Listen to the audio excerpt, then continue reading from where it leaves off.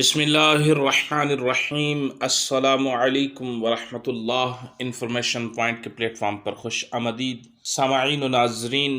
محبت کے بارے میں اللہ کے رسول صلی اللہ علیہ وآلہ وسلم کا ایک فرمان سنیں۔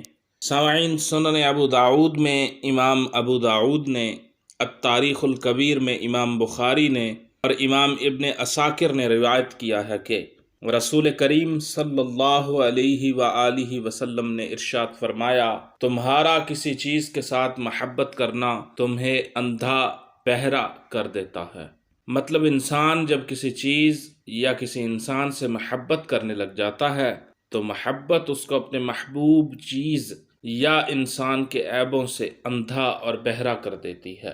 سنن ابو داؤد میں امام ابو داؤد نے، التاریخ الکبیر میں امام بخاری نے، امام ابن عساکر نے روایت کیا ہے کہ رسول کریم صلی اللہ علیہ وآلہ وسلم نے ارشاد فرمایا، تمہارا کسی چیز کے ساتھ محبت کرنا تمہیں اندھا بہرا کر دیتا ہے۔